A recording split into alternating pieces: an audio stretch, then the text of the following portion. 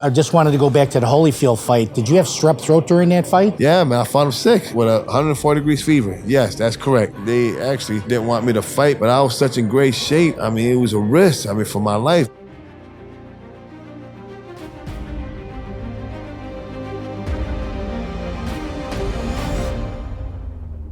Welcome, everybody, to the Warrior Podcast. We're on location at Surge Up to New Levels Gym in Carroll Stream. I have a special guest before I introduce his name. He was the heavyweight champion of the world. He held the WBC, WBO, WBA heavyweight belt, the NABF, NABA, and USBA heavyweight belts, making him the only heavyweight fighter in history to hold all these titles. And with no further ado, my special guest, Fres Oquendo. Welcome, my friend. Thank you so much for having me here, Frank. Actually, really appreciate it. I feel welcome because we're in the ring right now where you train people, which is an honor. So, Fres, your nicknames are Fast Fres and the Big O, right? Yeah. Earlier career is Big O, but towards the end of my career, the championship days, Fast Fres. I was quick. I seen a lot of your fight videos, man, and for your size, they have that kind of speed. So, tell me a little bit about the beginning, childhood. I know you were born in Puerto Rico. Take us from the beginning. Yeah, I was born in Puerto Rico back in 1973. Was there for like a year or so, and then my mom decided to give us a better life, and we ended up moving to Chicago because my mom's older sister ended up moving to Chicago, and she did it to give us a better life. We moved to the city in Humboldt Park. Humboldt Park. How old were you? I was 1 year old. Okay, so you and I talked about this already. I spent the first third of my life in Humboldt Park too, which is interesting. I told you. Yeah. I fished in the lagoon, played baseball there. Nice. I got pushed into the lagoon when I got jumped and stuff. Growing up by a park is something, isn't it? Oh yeah, it's life. It's what we needed. Actually, that's what saved my life and many others, and I appreciate the city for that. Yeah. So, tell me a little bit about your childhood. You had mentioned a better life. What did that mean? Like, what was happening in Puerto Rico to get out? Back then, it was kind of third worldish. I wouldn't get the education that I would have gotten in the United States, and my parents knew that. And we moved out here when I was a year old, and the rest is history. And I ended up moving to the first place again. It's Humboldt Park, and I was there for a couple of years. And then from Humboldt Park, I moved to the other notorious area at the time, the late '70s. It's called Uptown in North Side Chicago, and that was pretty rough back in the day. Were those projects back then there? No, it was my early childhood. We were living in assisted living, of course, government housing and stuff like that, but not the projects. It was pretty decent. That's where I lived my childhood. And then from Uptown, we ended up, because our apartment ended up getting burned, and we ended up. Yeah, we were in a bad shape, so we needed something quick, and we ended up moving to the housing project, Chicago Housing Project. It's called Lathrop Homes, and right there, that's when I was early teens, I started the game of boxing, and at this great park called Hamlin Park, Chicago Park Districts, and that's helped, save a lot of kids' lives, the boxing sport. What led you into the boxing? Like, how'd you get to that path? A great interest. I used to see my older brother, Hector Morales, who used to bring a lot of trophies back in '86, '87. He started before me, of course. And I was like, man, I want to, do that and bring trophies and make my mom proud of me. And my dad, of course, my dad's a boxing historian. He loved boxing. And he motivated me to start boxing, my older brother, and that he ended up winning the Golden Gloves actually in '88 at the National Army Recruitment Center. I think it's one on Kedzie and North Avenue. So that's where I went to my first Golden Glove championship as a kid, and my brother just motivated me, and and that's when I started at Chicago Park District, Hamlin Park, and man, I met this coach, Bill Heglin, that is like my second father. He just retired actually this year. He was on CBS. They had a homage on his last day. Actually, it was during the summertime. It was almost in the fall, rainy, so we couldn't do the whole card that night, and I was there last year. Me and another childhood buddy of mine, David Diaz, who's a former WBC lightweight champion. So that little gym in the basement, produced two world-class champions. And, Wow. thanks to Bill Hagelin, who's, like I said, my second dad. And is he still alive? Yes, he's still alive. Yeah, he's 80. He's had his birthday. I believe he's 85 now. Man, God bless him. Yeah, so it was great seeing him. He had to retire because he retired this year because his sight, he couldn't hardly see that well, and him driving, it would have been dangerous. So, it was unfortunate, but, he did a good thing, and I hope whoever takes, the reign of my former trainer does the same thing what he did and change lives for the better. When you were a young man and he was started coaching you, what were some of the memorable things with him, you and him, either a moment or a training style? Like, how did he motivate you? Tell me, the greatness of this guy. Yeah, he's, I've heard of him. He's like a folklore legend. I heard from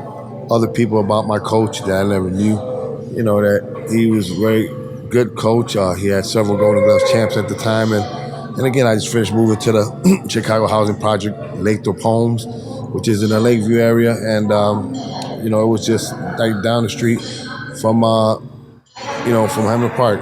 The thing was, at the time, it was like a crosstown war between gangs at that time, back in 87, 88. And where I lived in the housing project, it was called the Almighty Latin King, Almighty Project Latin King, nation.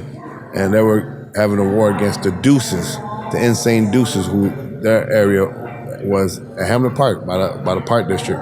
So it's crazy, that their boss, their leader, the Deuces and the Latin King leader made sure that I always go through a safe passage to the gym. Don't ever try to recruit me. Each of the gangs ever told their people to let me be, and I never had problems. Why did that happen? Was it because of Coach Bill Hagelin, or what? Why did they give you safe passage and they didn't try to recruit you? Because of my joining the boxing, so they knew that I was on something else. I wasn't looking forward to making a quick buck and game banging, to be cool or tough or whatever. I could do that in the ring. That's really cool. Yeah. I'm about 10 years older than you, so we talked about Humboldt Park, and I remember that the two gangs at that time were the Latin Kings and the Imperial Gangsters. Yes, right? Yeah. Wow, and, great memory. I saw some gang fights walking home from school when I was a little boy, and I don't know, it looked like some of them might have gotten killed on the street with bats and all that stuff. Yep. So you and I were talking about when you grow up in the city, especially in the tough part of the city, you have a different view of the world. You're always looking around 360. You're checking your back, right? Absolutely, yep. And I was telling you, when I moved to the suburbs, none of the kids were like that. They thought like where did this guy come from? But that's city life. Yes, that's correct. Yeah. And this is just a side story. One of my friends, he wants to talk politics all the time, and we won't talk politics here, but we're always in a disagreement. So I said to him, where were you born and raised? And he said, Evanston. I go, Evanston. I go, okay, well, I was born and raised on the west side. And when you're born and raised in that part of the city, every building's got gang graffiti on it, okay?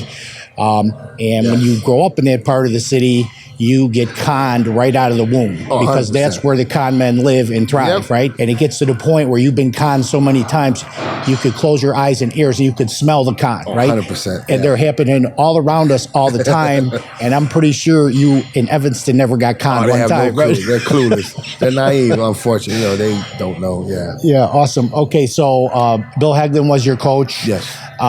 Move me through when you started competing in boxing, like when you actually were fighting for a trophy. Yeah, when I started in 87, we finally had our first fight. I had my first fight like in I started in 87. Then in October of 87, I had my first fight. So we trained for a good 4 to 5 months of that year. And it was great because I had my older brother inspiring me, and my younger brother, who's a year younger than me, Henry Oquendo, who started before me. Unfortunately, he had a pendant site or something like that. Mm-hmm. Yeah, so he had to go to the hospital. with that taking off, and he ended up being in the corporate world. He's doing real good nowadays. Nice. And he loves boxing, but he was my cornerman throughout my career, the amateurs and the pros. And it's good for my brother that he's in Hollywood, Florida now, living a good Nice. corporate life. But just to name, that he was one of my great cornermen, my brother Henry, throughout my amateur career, and my brother Hector, who motivated me, who inspired me, and of course the great Bill Hagelin, and his assistant trainer, who was also Bill Hagelin's protege, his first Golden Glove champ, open, because there's novice and open. So he was the first open champion that represented, our park, Hamlin Park. It was Danny Nieves who mentored me as well. So back when you were a young man, you said you trained for months for this fight.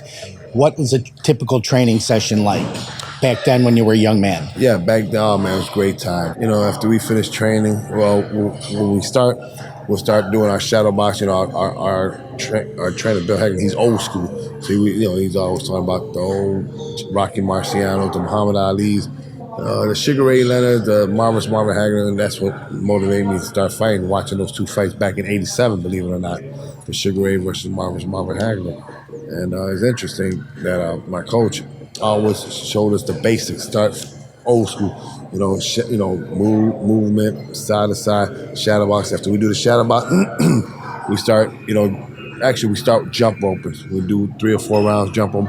Then we start, doing our shadow box and whatnot. After shadow box, we start hitting the heavy bag, blah, blah, blah, blah. And then the other days, we'll start with our jump rope and shadow box, and then we'll start hitting pads, do pad work, and then we'll start doing calisthenics, setups, push-ups, stuff like that. So I've been doing that, all my youth, my childhood.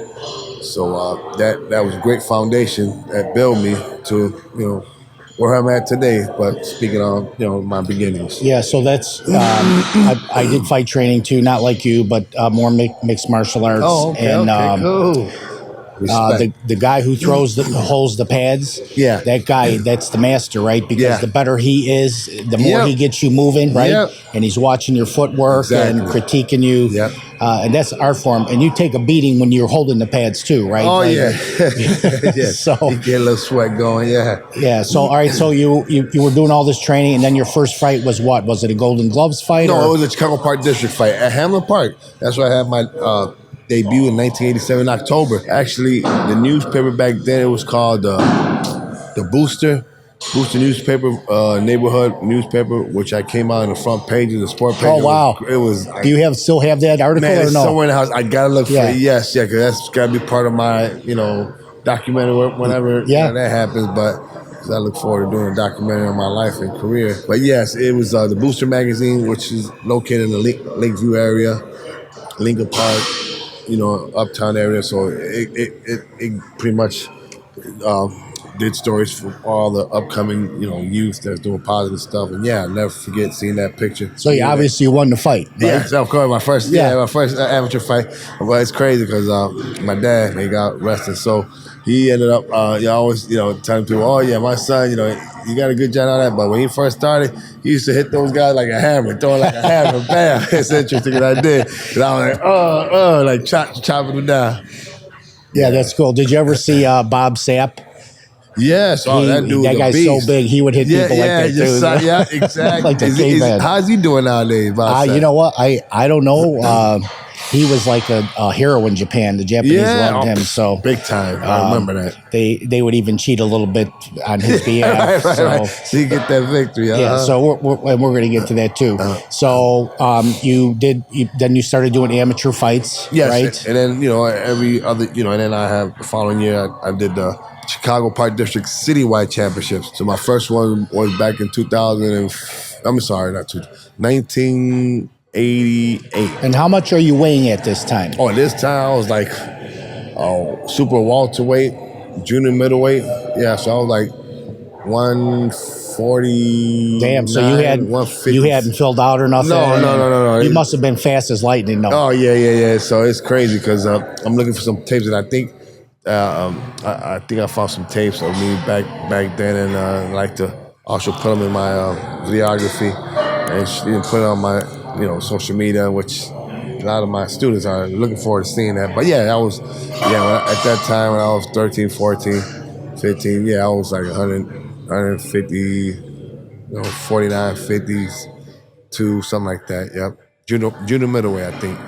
Super welterweight. Yep. Nice. So, and then the peak of your amateur career before you fought pro was what? What fight was the pinnacle for you? Oh yeah. When in the Chicago Park District Championship, I fought this very big. He was a grown man at the time. I was like 16, and they called him the Gas Man.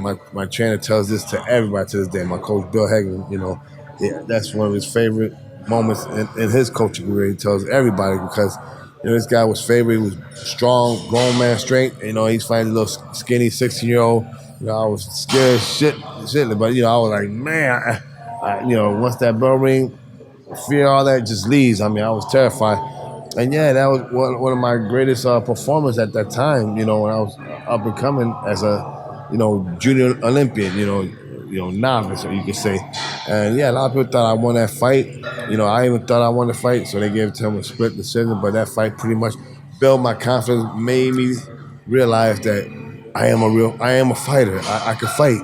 This guy was supposed to knock me out in one round, and not only did I go the distance, I ended up out punching him. I ended up making him look bad. I ended up making him flinch, and that's one of my greatest moments up and coming before I got to the advanced open level in boxing. So that fight was key to you because it gave you confidence, right? Yes, at that time. Yes. You had fear, and then you went in, and that's the thing. A lot of people, fearless. They don't understand about the warrior. Courage is not absence of fear. Courage is you have it, but you go anyway. Exactly. Right? Yes. Uh-huh. So tell me then now. Because we touched on two things I wanted to get to, but we can open it up a little bit right now, and that is there's politics and everything, right? And anytime there's a judge, right, then you're subject to somebody's opinion, and that opinion is affected by other things other than the performance of the individual, right? Yep. So, and you've had plenty of that politics injected on you, right? Yep. And we'll get to that. I wanted to just touch on the fear portion as well. In my own personal story, I started martial arts was just a fluke, but I had always considered myself a coward. And what do I mean by that? I got bullied when I was a kid, growing up in the city, and after that, I didn't have courage anymore. So I would see street fights and stuff, and I would get a sick feeling in my stomach. Now, I tried to work out. I became a fitness fanatic and really strong, but I still didn't believe in myself that I could take care of myself. And then once I started training in martial arts, and you get used to getting hit, it's like it ain't shit really, right? Exactly, right. You like all that fear you had, and then I wanted to ask you, throughout your boxing career, especially when you were pro, did you have any opponents coming up that you had a little bit more fear, like this guy is going to really be a challenge, or were you able to manage the fear as you became a pro and it didn't bother you anymore? Well, before we talk about the pro, I just want to do a little synopsis on my amateur. Please. Talk about my earlier. So I ended up winning the Chicago Golden Gloves. After I fought that guy, the Gas Man, I ended up winning back in 1990. I was again 16. Golden Gloves from 90 to 95. So I ended up winning the Golden Gloves 5 times, and I won the national Golden Gloves where I met Floyd Mayweather, David Reed, David Diaz, my former teammate. I ended up winning the national Golden Gloves, the same title Muhammad Ali won when he was an amateur. That's one of the most prestigious amateur boxing titles in amateur boxing is the national Golden Gloves. Where was that? Do you remember? That was in Little Rock, Arkansas. Oh, wow. Back in 1993. I was 19 years old, and that's when President Clinton, he was at this famous McDonald's, and I ended up meeting him, Bill Clinton, and man, it was an honorable, thing for me to be part of, and whoever thought this little kid that I met while I was out there, Floyd Mayweather, was going to be the greatest fighter in boxing, and he was my teammate to this day. So he was in the Golden Glove too, but a different weight division. Right? He was a light flyweight. Wow. He was only 16 at the time. I was 19. So I ended up winning the Golden Gloves 5 times. I ended up having international fights. My last amateur fight was in Kazakhstan, Almaty, Kazakhstan, in the Orient. Well, that's Central Asia, and it was against Kazakhstan. I ended up beating him, knocking him down, and I had a pretty good amateur stellar career, and that brought me to now we're going to talk about the pro ranks, which gave me confidence. So I want to pause you on the amateur. So when you're doing all this stuff and you're fighting, can you have sponsors as an amateur? Like who people help you out financially, or is that against the rules? No, it wasn't against the rules, but that would have been great if I would have had that. Yeah, I mean nowadays they do it, but yeah, at that time, we just, it's all on your own dime, right? Yeah, beg, borrow, steal, man. It's just rough. Yeah. Wow, interesting. Yeah. Cool. All right, brother. Well, keep taking me through your history. This is awesome. Oh yeah. So after the 1996 year to make the Olympic team, I ended up having my arch rival, who's a good friend of mine, and my partner. He's with my foundation. We train a lot of underprivileged, at-risk youth. Nate Jones, who won the Olympic bronze medal. He was my arch nemesis in the amateurs, and he ended up beating me split decision in 1996. And he ended up going to the Olympics and won a bronze medal. Nate Jones from Cabrini Green Projects. I was from Latham Home Projects, and he was a little bit a mile south on Claiborne, and that's Cabrini Green. It's crazy. Two of the best heavyweights, amateur heavyweights at that time in '96 were literally a mile apart, in the country. And he ended up edging me, 3-2 decision. We always had great fights, and he ended up going to the Olympics and winning a medal. That bronze medal, Nate Jones. So, I had a little time to think, and, I did 10 years of amateur, starting in 87, now 96. That's when, I had deep thoughts, living in the housing project, thinking about my mom, my family, moving them out to projects, buying my first house when I turned pro. And that's what I did. I ended up turning pro with America Presents, who the promoter at the time was Dan Goose, and may he rest his soul. And he was a good promoter, and he signed me up. And I had my pro debut at East Moline in Quad City. And yeah, man, it was a great card because actually the main event at that time was Michael Nunn. He was a former middleweight undisputed champ, and he fought Booker T. Ward, and I did my debut there against Mark Johnson, which, he was a tough cookie. I ended up had to chop him down, and everybody's seen it, and the rest is history. And I had potential to surprise a lot of people in the boxing world at that time. Awesome. And then you said your promoter, his name was Dan? Yeah, Dan Goose from the promotion company was called America Presents. And what did he do for you? Like, what does a promoter do so that people at home understand? So. Yeah, he's the one that gets the TV networks, the fight sites, and pay me, from wherever he gets the money from TV networks, sponsors, et cetera, et cetera. So, Dan Goose, may he rest in peace, but the company was named America Presents. And then is the promoter in boxing like an agent of yours, or does he get a percentage of what the purse is? How does he get paid? No, they're the one that sign you, and they're the one that pay you. The promoters. So they negotiate with my manager or whatever. Gotcha. And and then that's where I get my money. So in the fights where you started making money, who was managing you? At the time was a pretty interesting guy. He's pretty familiar. I'm pretty sure his dad's pretty familiar. His name is Mike Joyce. From the south suburbs. By I forgot the name of the neighborhood, but not too far from Evergreen Park. But his name was Mike Joyce. His father was Jeremiah Joyce. He's a former state senator. Very political, powerful family. They used to be real tight with the dailies. So I'm talking about back in the mid '90s. And they were able to look out for me and my family, move us out to projects, and give my mom a real job. That's when my mom started working. Oh, they helped your mom out. Yeah, which was great, man. What did your mom do prior to that, and then what job did they get her? Yeah, prior to that, my mom was pretty much working at some restaurant, Puerto Rican restaurant, Eby's, as a waitress, waitress and stuff like that. And then from there, she ended up working at the Chicago Department of Revenue. So my mom, she ended up moving world difference. My mom was always educated. She had her certificate. She had graduated from high school and college, and St. Augustine College in Chicago. So my mom was very educated, and they ended up hooking her up with a good city job. Very nice. Thank her for that. Yeah. That's awesome. And then your dad during those years, what was your dad doing? Oh, my dad, he had with his other wife. He went with my mom. So your mom and dad were divorced when you were... They were never really married. They were just separated because my mom left my dad in Puerto Rico. Okay. So my mom moved out here to give us a better life because at that time my dad was pretty, abusive dad towards my mom, physically. I'm just saying it for the record. It's sad, but, you gotta forgive, but what he did is kind of rough, putting your hands on a woman that I dearly love. And my mom left him and came to Chicago, and then my mom, gave us a better life. And my dad eventually found out she was Chicago. He came over here, but my mom didn't give him a second chance, or a third or fourth or 20th chance, because, my dad hasn't changed. But he ended up changing slowly but surely.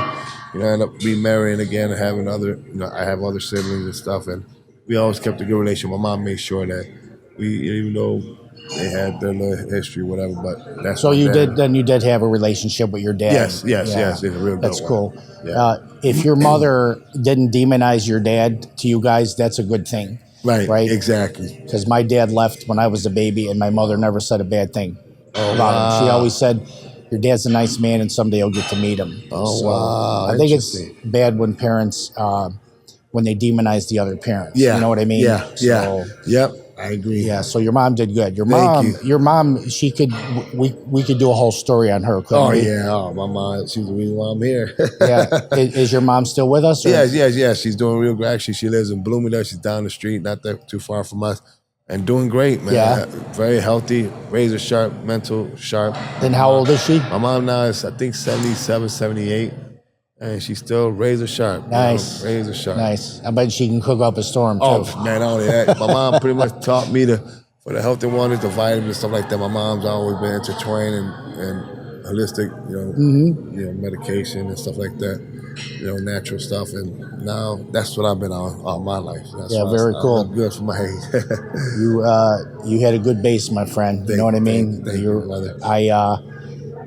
I have a thing called designated angels, and I think that God assigns certain people to shed love and light.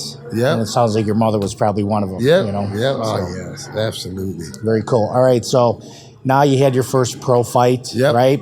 And we have a whole thing of, I have your whole fight record here, but tell me about some of your notable fights now as a pro, and like some of the memories you want to share about that stuff. Of course. Are we going to start from the beginning or? Wherever you want.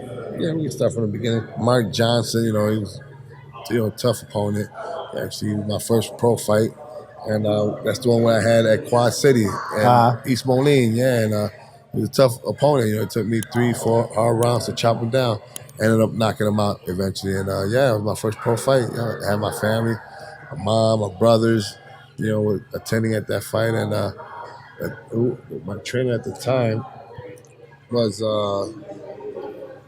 Mike Joyce was my manager at the time. But my trainer was the McGarry brothers. They were from the south suburbs, from Evergreen Park. Good brothers. They're not with us today, but they're great Irishmen. Yeah, so I had the Irish clique. They showed me mad love, the Irishmen. I love that, mad love. Yeah. What do you mean by mad love? Like you guys are like when you're sparring and stuff like that? Well, training me, holding the pads, being in my corner, attending to me, to my well-being. So that's showing me mad love. Yeah, and pushing your ass as hard exactly. As they can. Sacrifice, exactly. Yeah, I love it. Make sure I get my butt up and run these 5 miles. Nice. All right, so we'll talk about some other fights here, but the one that particularly interests me is Holyfield, and I just wanted to show everybody this picture. That's you like mushing his head. Yeah, which, not too many people can do that. Yeah. Not even Mike Tyson. And I did something Mike Tyson couldn't do. I read about the fight, and I looked at the punch count and the percentages. Yeah. You beat him across the board, but he wound up get politics again. You got the Don King type of promoters. Muhammad Muhammad, who was the promoter at that time, he was a very shady character, and I was a victim. Yeah, that sucks. So tell me about some of your other fights here. You've circled a bunch of them on the sheet. I know that Tua was a big one, right? Yeah, it's one of my greatest performers. I mean, he's one of the most murderous heavyweight punches in heavyweight boxing history. You know, he had devastating knockout. That's a fight that brought the best out of me. You know, my confidence was a great all-time high. It was a fight that a lot of people didn't think I needed to take because it was a very dangerous fight, which I understood that. But, you know, I was a young, brashy, you know, in my mid-20s thinking, you know, I'll probably be the first man to stop him or to drop him. And that's what I try to do, even though I had a spectacular, you know, 9 rounds of boxing. I was one round away from winning a unanimous decision. Ended up trying to knock him out. I got caught with overhand right. That fuck. He didn't never knock me down and knock me out, but he wobbled me and they stopped it, you know, controversially. But Do you think it was a good stoppage or no? No, I could have kept going. If they would have gave me an 8 count, would have, you know, got my marbles back and would have finished the fight. Yeah. So, in your boxing style, everybody has different weaponry. What is your preferred combination strategy? What do you like to do? I was known to have one of the best jabs in the heavyweight division in that era, in the 2000 era. So it was the jab. Yeah. Jab, right hand, boom. Yep. So I'm not in any caliber of yours, but I like to jab too. And the jab, but you have to be able to gauge timing, right? Oh yeah. You got to know when that somebody's launching something, and you're like, boom, the target's open, exactly, right? So right. Not easy.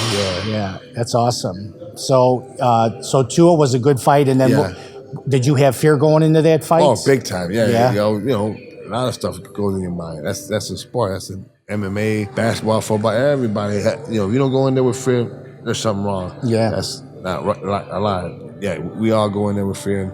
But once that bell rings and once that first punch is thrown, all that fear is out the window. Yeah. Now you going, you know, survival mode. This is it. And you had people telling you not to take that fight, right? Yes, tons of people. You know, it's like, man, I didn't need it. You know, I was in a position to fight for the heavyweight championship.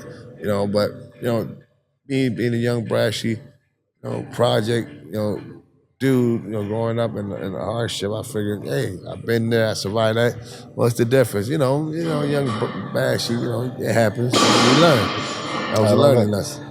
I love it. Take me through a couple of your other fights that were important to you, and also trainers too, because you're evolving with trainers. Yes.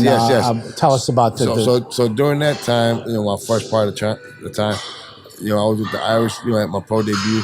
But I ended up eventually been with D.D. Armour, one of the greatest trainers in the Chicagoland area. And he was very recognized in Chicago boxing. And he passed away in 2000. Great man. He was in my corner for a lot of my Fox Sports national TV fights. And, you know, I miss him dearly. And actually, let's see. I ended up having, you know, great fights with him.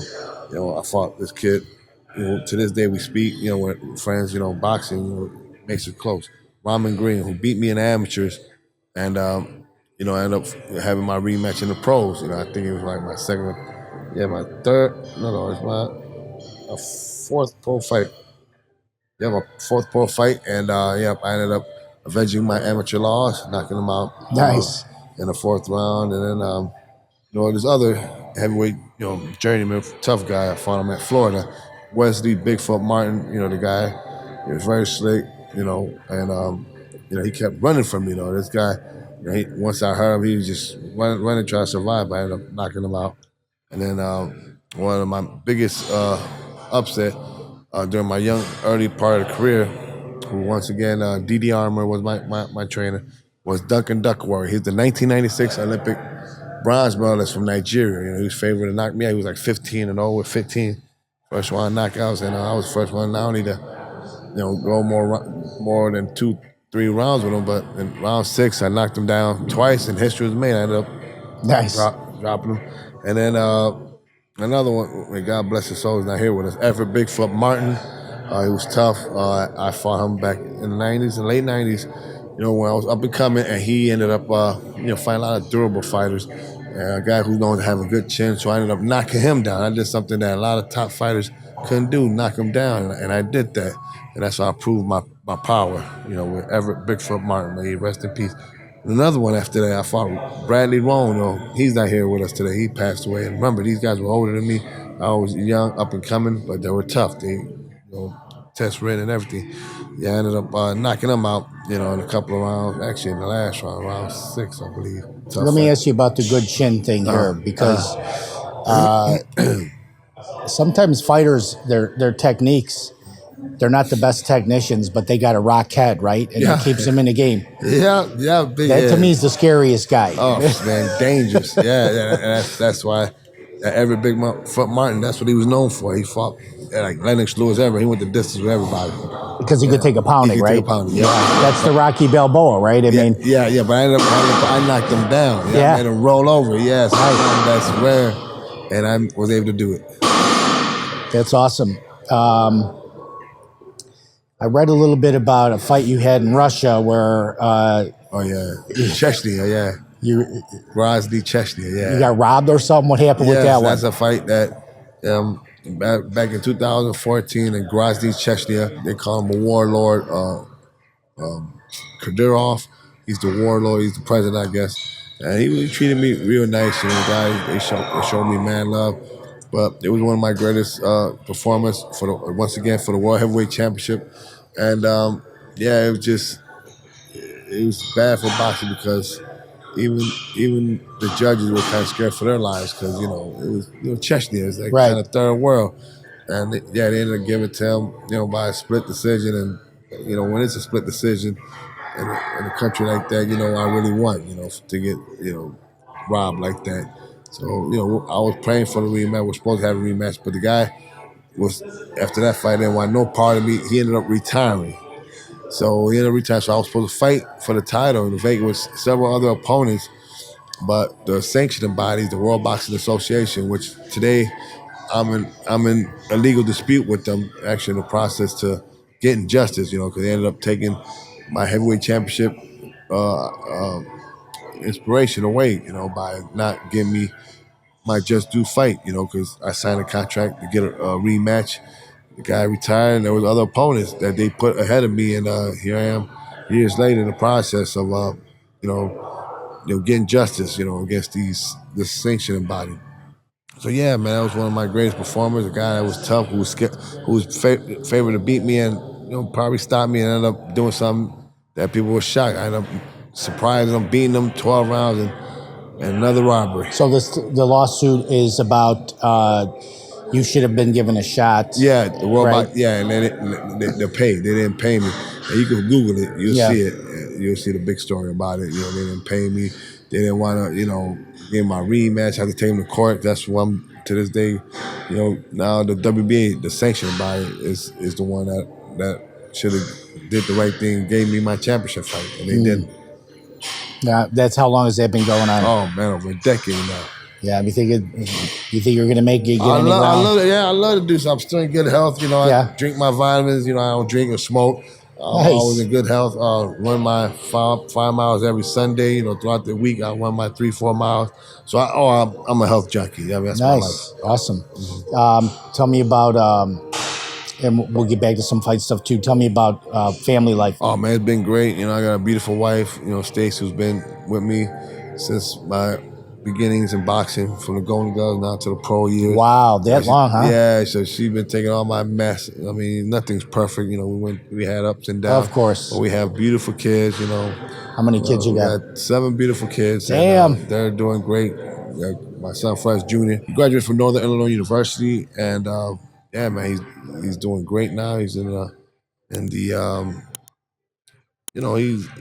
he's in the corporate world, and I'm proud of him because it's not easy. He was one of my kids that weren't really favorable to get where he's at today. I'm proud of him. And my other older sons, they're doing pretty good now. My oldest daughter, she's doing real good. And tell me about you have 7 kids. So Fres Jr. is the oldest. No. Okay, I got Liam and Ryan. Those are my babies. A 9, 10-year-old. The girl is 10. 9, and Liam is 10. Those are 10 and 9-year-olds. And then I took a little break 10 years after that. Then my older ones, which is Fres Jr. No, right? No, that's what I forget that. Got too many kids. Jada, who was my little monster. She got back, bought her first house. She was nice. Military in Hawaii. Awesome. Thank you for serving our country. Absolutely. Yeah. So it was her and then my son Fres Jr. You know, he was doing great. He does a lot of videography. He helps me with my social media. Nice. And then for Fres Jr., it was Solomon. You know, he's doing great. My son, he's into logistics, you know, the trucking company, doing great. Got his first couple of trucks and stuff. After Solomon, Naeem, you know, my oldest son, doing real good, working, staying productive. Probably my daughter, Maya, she's the oldest, and she's doing real good. And you know, I thank God for, you know, bringing these kids in my life, because without them, I won't probably be where I'm at today. You know, they still assist their dad, and you know, they're the ones that motivated me to get where I'm at today, because I did it for them. That's awesome, brother. And kudos to Stacy, because it ain't easy. Yeah. being a wife champion of a fighter is not easy. Yes, we went through up and downs, and because you're going through all this crap, the politics and stuff. Yes, exactly. Of the game, the Don Kings and the Chechnya and the World Boxing, so, you know, these organizations. So good. Yeah. Kudos to her. Thank you. So you had mentioned God. So tell me, where do you stand spiritually? Oh man, I'm a God-fearing man. You know, take my kids to church. You know, I mean, I be going every Sunday. You know, because I do a lot of things. You know, I got my little foundation that I go. And so certain days I can't make it. It's Sundays at church. But yeah, you know, I was raised with my grandmother. She was Pentecostal, and you know, it brought light in me. You know, as a young kid, you know, going with my grandmother. I'm talking about when I was like probably 9, 10 or something like that. And you know, I want to instill it to my kids, and that's what I've been doing. And to this day, you know, my pastor. I also got my last name, which is rare. My last name is Your pastor's got your last name. Wow. That's divine. That don't happen by accident either. Exactly. So, you know, it's an honor. My Pastor Oquendo doing great things. You know, he's a great man. And, you know, man, it's so important, man, to have God first, you know, in your life. You know, to read those scriptures. I mean, to motivate you to stay focused. And, you know, you always got to have on your side. Just, you know, be right and be kind. Yeah, so we're talking about that too. I always say, and I've said this since I was a young man, you have to be careful how you pray, because God sees all suffering, okay? Mm-hmm. Yep. So if you're praying that, you know, God, I hope I get the maximum raise, or, you know, whatever. Right. I think there's better ways to pray. Right. You see what I'm saying? I totally understand. So when you're having all these fights, what are you praying to God prior to the fight? I just pray that we come out healthy, you know, God, you know, best man win and earns it, but we come out healthy. Yeah, that's awesome. That and then you had mentioned kindness, be kind. And this is what I say about kindness. Once you give kindness a chance, and kindness doesn't have to be giving somebody money, it could be a conversation or whatever, you get more in return than you gave. Yep. And once you realize that, it's like cheating life, right? Yeah, exactly. Like, this is easy. Great example. So tell me about the foundation. You said foundation. Yes, FOBA Foundation. It's abbreviated for Fres Oquendo Boxing Academy Foundation. You know, this is something that my dad came up with years ago, and I founded this back in 2009, and it's preventing youth violence through boxing. We have great programs, you know, the health and wellness, the mental health, yoga, financial literacy, you know, boxing, sports, you know, just to name a few. And man, it's a great thing. It's my passion. That's what I'm doing now. As you see in this beautiful gym that we're doing, we're getting ready to open up our programs, and thank God things go well. You know, I got waiting for the grants, you know, from the state, you know, state and city grants. You know, I'm counting on them to not give up on, you know, hope on the youth. You know, they're the ones that got to fund these programs. So that's where I'm at right now. And man, it's beautiful thing that I'm doing something I love to do, you know, saving kids' lives, you know. So I'm going to give you my, because I told you I was a coward at one time, and I took martial arts. And by the way, the most fundamental skill to learn in any martial art is punching. To me, you have to know how to punch effectively, otherwise. But so what martial arts did to me, and I think what's happening to the kids that you teach, and you could tell me if I'm wrong or add on to it, is that we have such a fear of fighting, getting hit, and when you're properly trained, you're giving these kids a confidence that leaches into every part of their life, right? And they're not going out and being street brawlers and getting in street fights. It's just giving them confidence because you're challenging them, right? Yes, absolutely. Yeah. So you got the little kids, and you're pushing them with the pads, and you're slapping them around a little bit, right? And you're 100%. Yeah, and what a joy that is, right? It gains their confidence. They self-respect, to themselves and others, and that's what we need. Unfortunately, these kids don't get these opportunities like I did when I was 13 boxing. If it wasn't for boxing, I would probably be here talking to you now. So yeah, that's my passion, and man, it's been great. I've been going since 2009. We're going to go back to boxing a little bit. Could you identify who your most feared opponent was? The person you were going to fight that you were like, that was the worst in your brain, that was... Do you have one or no? Well, the one, he was called the Black Rhino. He was undefeated. He was the next Joe Frazier. He was beating everybody. Clifford, the Black Rhino, Etienne. This is where I had my Showtime Network, Showtime Boxing, Championship Boxing Network. That was my debut. They have HBO Sports and Showtime, so that was my Showtime. And man, it was against the Black Rhino. I mean, I trained my butt off. I was in Puerto Rico training with one of the greatest trainers. Felix Tito Trinidad's father was Papa Trinidad. Oh, wow. And man, that's one of my greatest training camps. And man, we did the unthinkable. We upset them and changed the boxing world. Nobody gave me a chance but my own inner circle to win that fight. And not only did I win, I ended up knocking him down, most knocked down in heavyweight championship fights. I knocked him down like 7 times. Really? Yeah, it was tough, man. I had to knock him down 7 times in order to knock him out. I mean, man, that guy kept getting up. He was like a zombie. He was like the Undertaker. I'm like, man, the Black Rhino will not go down. It will not stay down. So yeah, man, that was one fight that I was terrified. I was like, oh shucks. But in my mind, through my amateur and boxing career, I had the confidence, but I had in me, which propelled me to do what I did, the unthinkable. And I did it. My confidence was at a different record level, and man, I did something that nobody in the boxing world thought but my inner circle. The only one that knew I was going to win. Yeah, that's awesome. Yeah. So, I've never been in a competitive fight where there's, people in the corner for me. So how important is what they're doing in the corner to keep you going? Oh, very important. I mean, you need that. I mean, without that, you get the stress. Remember, boxing is 80% mental, only 20% physical. All that training, all that. You gotta have the majority got to be in the brain. A lot of these kids and people, adults don't even know that boxing. Majority of it's in the mind. You gotta be, focused. You're not focused, you're gonna be in trouble. But yeah, boxing is 80% mental and 20% physical. You ever been knocked out cold? No, hold on, God, thank God, no.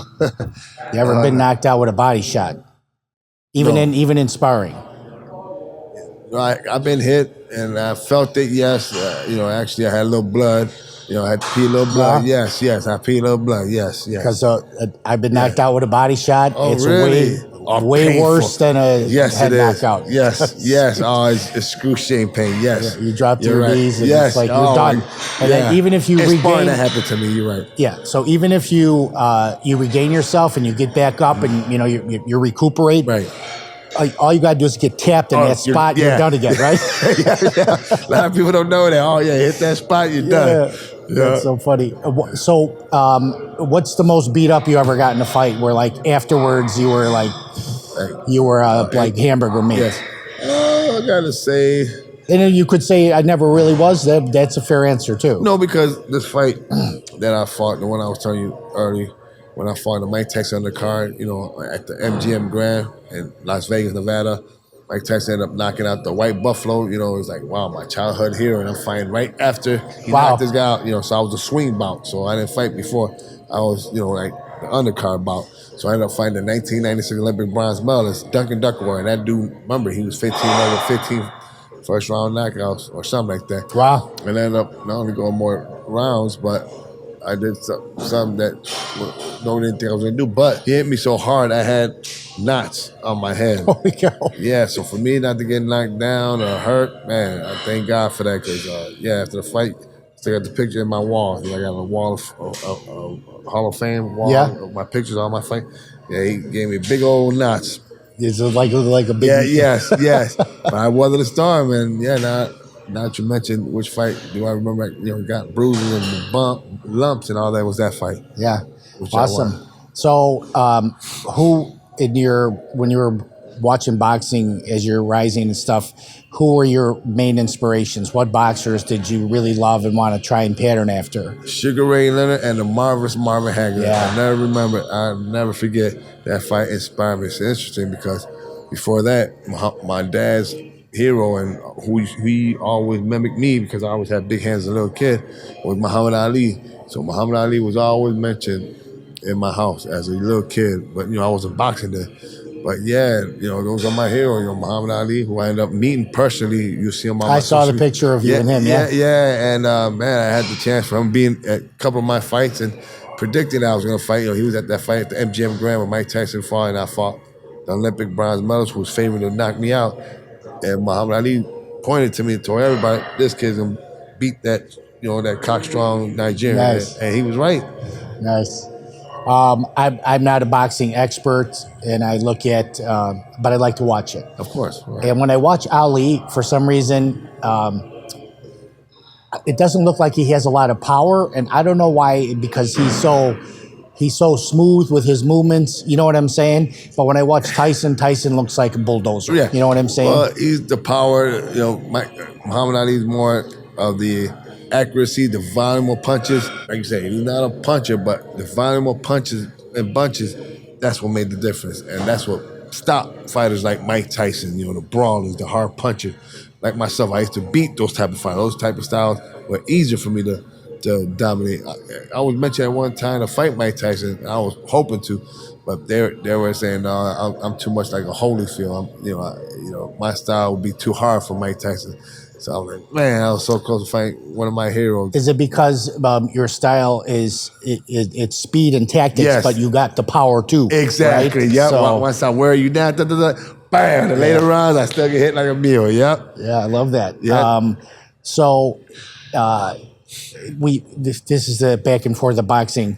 Does Ali in his prime and Tyson in his prime, how does that fight go down in your opinion? Crazy interesting because I used to think about that way back when I was an amateur. That was the big discussion. That was the big thing. I got this magazine from Ring Magazine that's got a poster of Mike Tyson and Muhammad Ali fighting. And that was pretty cool. At that time, Tyson's like, God, it was just everything. And at that time, I thought Tyson, because of his quickness, his youth, he most likely catch Muhammad and knock him down. But as I got older and wiser and learned the sweet science to a T, there's no way Mike Tyson could have weathered the storm and beat the punches and bunches grand champion Muhammad Ali. Yeah, so, that's awesome perspective. Yeah. My bigger curiosity is Rocky Marciano against Mike Tyson. They had that too. Marciano was like 45-0. Yes. But when you watch his fights, he looks like a caveman when he's fighting. He's always in the crouch, right? Throwing on left hooks. Yeah. And it's funny. They do it in the movies too. They did it in the Rocky movie, right? They did the animated fight between Rocky in his prime and the current heavyweight and stuff. It's so interesting. You don't want to fight anymore, do you? Oh, I'd love to, but I'm still able to do it. I'm in the process of doing some exhibition. I even called out that Jake Paul guy who's doing that thing that mentioned a lot. He's fighting a lot of former MMA fighters, but when he fights some former world champions like myself, I'd love to get a fight with him. But his trainers know that. I haven't followed him too much. What are his credentials? Is he in boxing? He can fight. He learned. He's pretty decent, but no, not my level or anything like that. No, but he's learned. He's got a good trainer. I mean, the guy made a lot of money, millions of dollars. Look the money he made with Mike Tyson. Mike Tyson's old shell himself. But, that guy went one round with Mike Tyson, but he sold it. The people fell for it. And man, he broke records at Netflix. Netflix, even there was so many people on that the fight froze. I couldn't even see the whole fight. So I watched a professional analysis of that fight, him and Tyson, and the contention of the guy narrating was that the fight was fixed because Tyson, right at this juncture, he would do a leaping left hook, and he didn't do it. But I mean, you never know. You know what I mean? Yeah, I mean, I could see both ends, but I kind of thought I knew it wasn't 100% either way. They didn't fight to their full potential. Put it like that. Yeah, I agree. And I think Tyson in his time was the scariest guy. Oh yeah, he just wanted to kill you. Like man, people lost already before they walked in the ring because of fear. Yeah, I mean, it was fearful. Thank you for you reminding me of the right before the fight stare down. Okay, did you use that as any kind of tactic? Did you have a stare down, or you didn't care? Some guys get up there and they look indifferent, and the other guys are like, you know, right. Did you have any technique for that or no? No, I just look, my game face and look right in it. When I fought Holyfield, when I fought James Toney, when I fought Chris Burr, when I fought any of these monsters, the Black Rhino. And there's nothing they could do to you that's going to change your brain, exactly. right? 100%. Like, let's go to business. Let's do it, yeah. I love it. Say whatever, yep. I'm do it. I love it. I just wanted to go back to the Holyfield fight. Did you have strep throat during that fight? Yes, I was at UIC Medical Hospital, they actually didn't want me to fight because it had a 104-degree temperature, and I could send you the records and all that. Yeah, I wasn't even supposed to fight that fight. But I was such in great shape, I trained so hard, and for me, a couple of days before the fight, to have this fever, I mean, it was a risk, for my life. But man, it was a moment, I want to get this glory, and I had the chance to be, I got a chance to beat this guy. I was skillfully better at that time to beat, and I fought him sick, with a 104 degrees fever. Yes, that's correct. That to me, Fres, is that's the true warrior. Thank you. You fight sick, and you got to put it out of your head, right? Yes. You'd be like, I'm not an optimum right now, but it doesn't matter. Exactly. I'm gonna do what I got to do. Exactly, because remember, I was dedicating that fight, and my mother's, my second mom, my wife's mother, Sylvia, may God bless her soul. She was a very instrumental part in my life, and to be positive, to be productive. She gave me a chance to be with her beautiful daughter, and I gave her beautiful grandkids, and she passed away in 2006. Actually, several months before I fought Holyfield. So wow! So when I was getting ready for Holyfield, because of her was inspiring me to take the fight and not to let it go, even though I had that 104 degrees fever. So it was God, that said you'll be fine. And I came out healthy, and unfortunately the boxer took the victory, but the world boxer like yourself, common sense, no, I'm a better fighter. Yeah, no, you did good. I seen Holyfield in person a few times. Oh, wow. He's a physical specimen. Yeah. So he's muscular and all that stuff. He was playing blackjack in a casino one time. I walked by. And, really? Okay, good guy. But for me, when I see famous people, I don't get starry-eyed. They're just people. Same. You know what I mean? Yeah, same here. Yeah. Not only you think that, you kick their ass too. So let me punch your face, famous guy. That's right. That's awesome, brother. Man, I really appreciate what you're doing now. It's all about giving back now, isn't it? Oh yeah, and I also want to mention, one of my childhood friends' kids. I was hoping he would bring to my boxing academy. He just passed away. Marcelino Brzezinski was a great kid. He was my son's age, Fres Jr. And through gun violence, it's unfortunate, and like you were saying about politics and all that. It's just sad, everybody's worried about their pockets, but ain't doing nothing for the youth, the kids. Let's prevent this. How are these criminals getting access to these guns? Let's do common sense laws. Because now I feel it, because one of ours just passed away, and it breaks my heart. How old was he? Yeah, he was my son, like 25, man. So sad. Man. What a beautiful young man too. Yeah, and I just want to bring that up, awareness, and this beautiful podcast you got going, so everybody could, Yeah, he'll live on. Yeah, amen. And was he one of your students, or? He was about, I was interested in training him and stuff like that. Yeah. I was in the process, asking his dad, because his dad, I grew up as a kid, my childhood friend, and I was watching news, Channel 2 News, CBS. mentioned it, and man, and they confirmed that it was my childhood friend's son. I'm like, wow. Yeah, man. I mean, that could have been me, back when I was 13. But boxing, like I said, it's just sad. So do you think about ever like how fast this life is flying by? Oh man, as we get older, time flies. It's interesting you say that, man. It's like, wow. I just remember the other day when I fought for the heavyweight champ. It don't even seem that long, and it's already been a decade since the last time I fought for the heavyweight championship. I don't know why this is, and maybe you have the answer. Our perception of time goes faster and faster as we age. Yep. So when you're a little kid, you have summer vacation from school, right? Oh, great! But I don't understand it, and here's why. When in the middle of your life you get busy, right? Yep. You're a professional fighter. Right, you got right. 7 kids. It's like having a busy work day. Every day goes by like that. But then at the tail end, when you don't have all that stuff to do and your days slow down, time does not. It goes faster and faster. And why is that? Yeah, it's interesting. Yeah, because great some nonsense you just said, because man, when I was young, man, just remembering going to school in Uptown in the north side of Chicago, when I moved from Homer Park to Uptown, man, just remembering the classrooms, they seem like eternity. But it's interesting you say the timing. Yeah, as we age, kids, and then as I age, my kids grown, and they do. It's still it's even quicker. It's interesting. Yeah, I always tell people life is short. Ask a 100-year-old person if it seemed like a long time. Okay, that's what I say. That's a great. Well, 3 weeks ago, I was in a nursing home, and I was introduced to 2 ladies sitting eating lunch. They were both 100. Wow. All right. They were both 100 years old. And I said, ladies, I tell everybody, just ask a 100-year-old person if it seemed like a long time. I'm asking 200-year-olds, did it seem like a long time? And they laughed. And they said, no, the whole thing just was a blur. Isn't that crazy?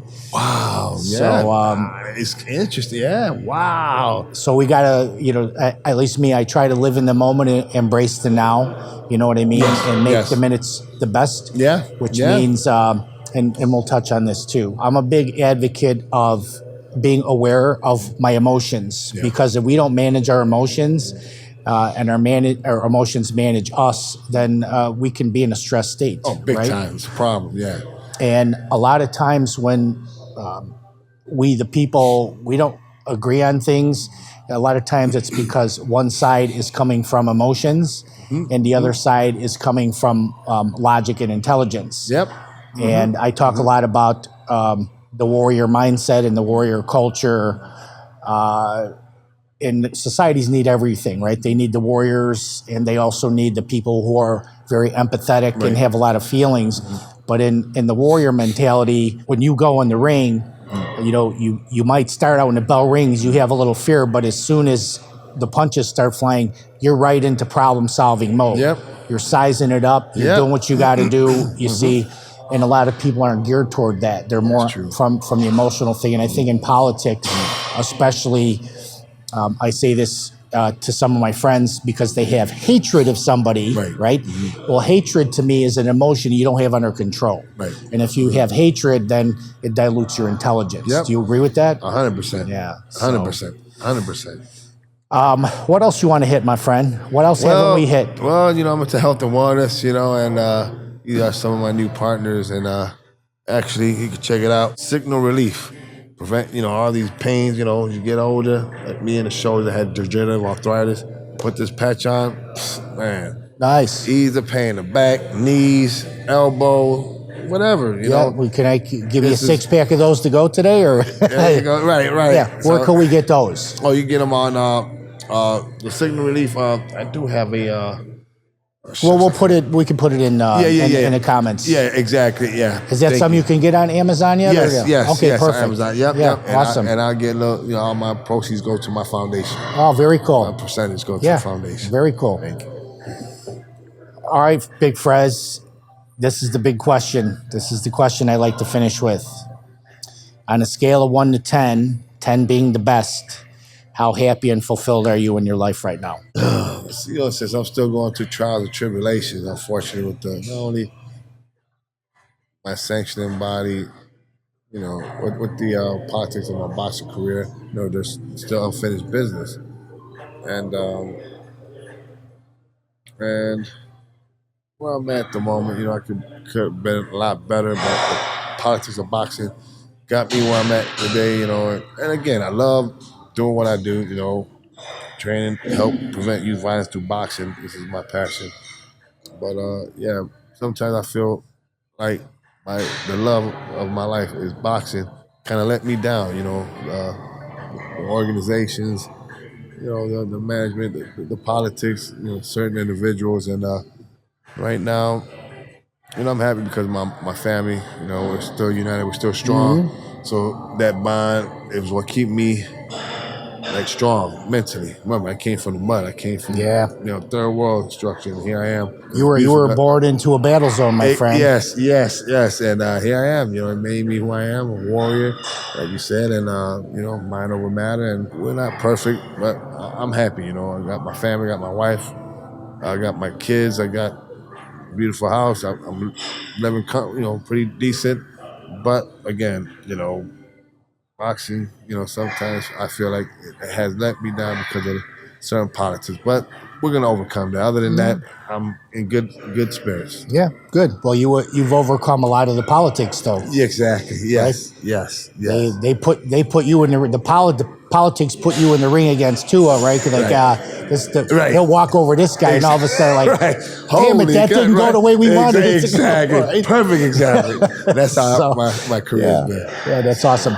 I'm going to get out of the chair. I brought you a gift. Unfortunately, or fortunately, you don't drink, so you could give this to somebody else. But I brought you a nice bottle. So hang on 1 second. Cool. I know you don't drink, but this is a bottle of Blanton's bourbon. This is what John Wick drinks in the movies. Is that Every right? time he has a drink, it's this. It's interesting because Muhammad Ali used to drink a lot of bourbon. When he did drink for his cold or when he had congestion, he used to drink that. That's an old remedy that I've heard from. So it's a good bottle. You'll have the gatherings and stuff, and then I'm gonna sign this copy of this book. This is my book called "How to Be a Warrior of Light in a Dark World." That's awesome. It's about the warrior spirit, which you have. Thank you. And definitely, the world needs warriors, but it needs warriors like you who have your kind of heart too, brother. Thank you, brother. Thank you for joining us. Thank you for having me here. Thank you, wonderful everybody out there, for joining the Warrior Podcast. This is Frank Lardino with Fres Oquendo.